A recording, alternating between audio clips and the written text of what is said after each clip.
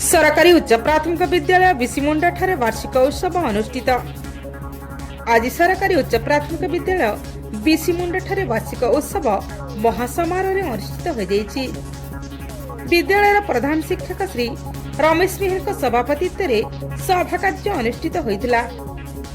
विद्यालय वरिष्ठ शिक्षक श्री विश्वविहारी मिश्र सभा कार्य परिचालना करथिले और अतिथि अधिकारी परिचय प्रदान करथिले।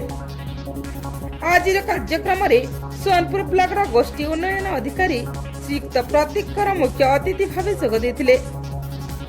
कवि और नाट्यकार श्रीमती चंद्रावती पांडे मुख्य वक्ता भाव जोगदे बेले सोनपुर ब्लॉक गोष्ठी शिक्षा अधिकारी श्री लक्ष्मण मिश्र स्वतंत्र अतिथि भाव जोगदे।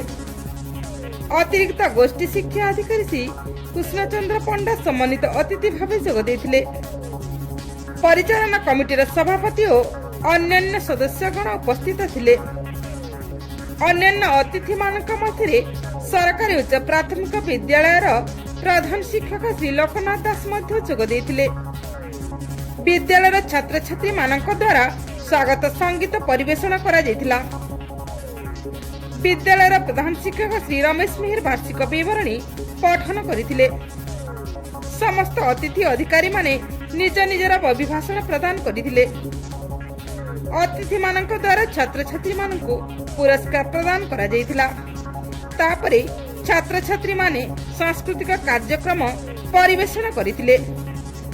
परिशेषरे विद्यालयर वरिष्ठ शिक्षक शिक्षयित्री श्रीमती सृजनी मिश्र धन्यवाद अर्पण करथिले। एई कार्यक्रम को विद्यालयर समस्त शिक्षक शिक्षयित्री सहयोग करथिले। ब्यूरो रिपोर्ट अनुष्ठान टीवी।